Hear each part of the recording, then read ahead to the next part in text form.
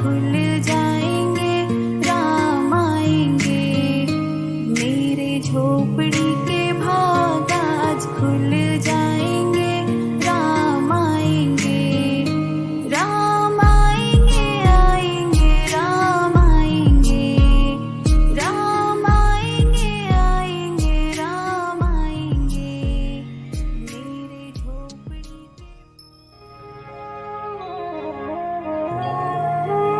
बंदौ चार्यु वेद भव बारिधि बोहित सरिस जिन्हि न सपने वरनत रघुवर बिसर जसु बंदौ विधि पद दीनु भव सागर जय कीन जहु संत सुजास सिधे प्रगटे खल विष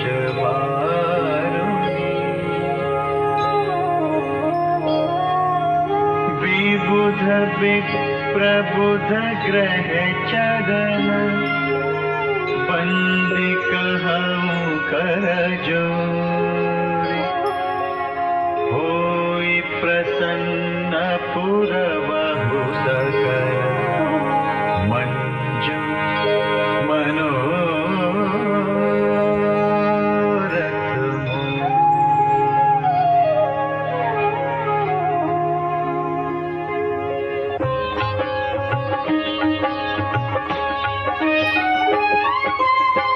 पुनि बंदौ शारद सुर सरिता जुगल पुनीत मनोहर चरिता मज्जन पान पाप हर एका कहत सुनत एक हर अविवेका।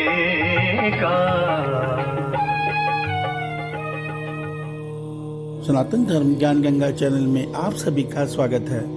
मेरे प्यारे राम भक्तों, मेरे प्यारे कृष्ण भक्तों, आप सभी को जय श्री राम जी की जय श्री कृष्णा। मेरे प्यारे राम भक्तों, सनातन धर्म ज्ञान गंगा चैनल के आज की वीडियो में हम लोग श्री रामचरितमानस के बाल कांड में प्रथम सोपान में पहले मासपरायण के दोहा नंबर 14 को सरल रूप में सुनने और समझने का प्रयास करेंगे। इस दोहा नंबर 14 के 8 भाग हैं, जिसमें आज हम आठवां भाग पूरा करके इसके आगे के श्लोकों में बढ़ेंगे। जय श्री राम जी की। मेरे प्यारे राम भक्तों, बाल कांड के दोहा नंबर 14 के डा भाग में श्री गोस्वामी तुलसीदास जी हमें यह सत्य बताते हैं कि मैं उन चारों वेदों की वंदना करता हूँ जो संसार समुद्र को पार करने के लिए हमारे लिए जहाज के समान है। जो यह वेद जो रघुनाथ जी के गुणों का वर्णन करते नहीं थकते, अर्थात इन वेदों में वो लीलाएं छिपी हैं, वो ज्ञान छुपा है जिसको पढ़कर समझकर मनुष्य आसानी से इस संसार रूपी माया रूपी भवसागर को पार करके परमात्मा को पा सकता है।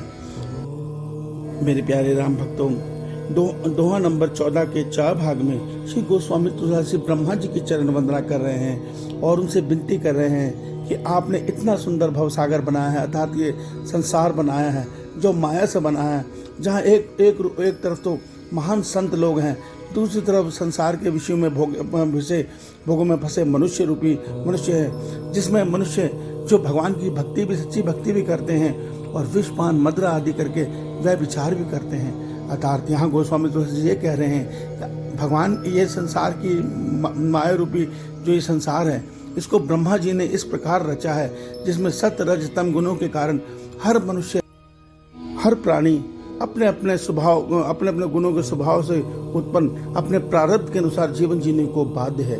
इससे अगले दोहा में जो दोहा नंबर 6 है उसमें गोस्वामी तुलसीदास जी देवताओं को, ब्राह्मणों को और पंडितों को प्रणाम करते हैं। कहते हैं कि मैं इन सबको चरण वंदना करता हूँ, आप सब मुझ पर प्रसन्न होइए और मेरे सारे मनोरथ पूरी कीजिए।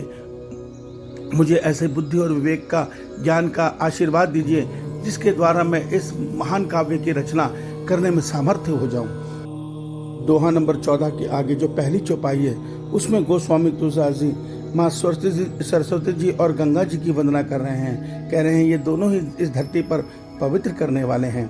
गंगा जी में मनुष्य स्नान करके पवित्र होता है, उसका जल पीने से पापों से मुक्ति मिलती है।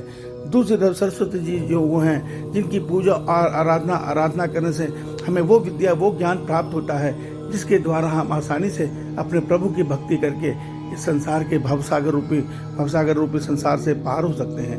तो मेरे प्यारे राम भक्तों, श्री गोस्वामी तुलसीदास जी अभी रामचंद्र जी की महान लीला का वर्णन करने जा रहे हैं श्री रामचरितमानस में। और देखिए कितने विनय पूर्वक वो सबको प्रणाम कर रहे हैं। उन्होंने शुरू में दुष्टों को भी प्रणाम किया, सरस्वती माँ को भी प्रणाम कर रहे हैं, स्वयं परमात्मा को वास्तव में वो जानते हैं। उन्होंने अपने आगे चौपाई में लिखा भी है, जब उन्होंने ज्ञान प्राप्त हो गया तो उन्होंने कहा सिया राम मैं सब जग जानी, अर्थात वो देख भी रहे हैं कि सब रूपों में मेरे सिया राम जी हैं, तब भी वो सब रूपों को प्रणाम कर रहे हैं। भगवान ने ये गुण भक्तों के लिए जरूर बताया है। भगवान कहते हैं कि भक्त को कभी किसी में गुण और अवगुण का नहीं देखना चाहिए, सबके आत्म रूप से सबको देखना चाहिए, क्योंकि सबके अंदर जो चेतन ऊर्जा है वो आत्मा रूप में एक ही परमात्मा की है, वो अलग अलग नहीं है। ये जो ऊपर का भेद नजर आता है अच्छाई बुराई का, ये सब माया के कारण है। उस माया जाल में फंसकर वो मनुष्य अपने प्रारब्ध के कारण तमस गुण के अधीन होकर बुराई का पात्र बन जाता है और सात्विक गुण के अधीन होकर महान संत बन जाता है। ये तो माया का खेल चल रहा है। ज्ञानी इससे परे रहते हैं।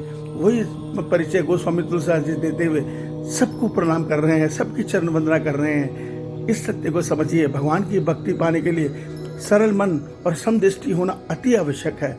और ये तब प्राप्त होगी जब हम शुद्ध भोजन करेंगे, सुंदर विचार अर्थात शुद्ध विचार से जीवन जिएंगे, कोई पाप और वो नहीं करेंगे बुरे काम, तब हमें ये सब सुलभ हो पाएगा। हम इस सत्य को समझिए। श्री राम जी आप सबका कल्याण करें, आपका दिन शुभ हो। जय श्री राम जी की जय श्री कृष्णा।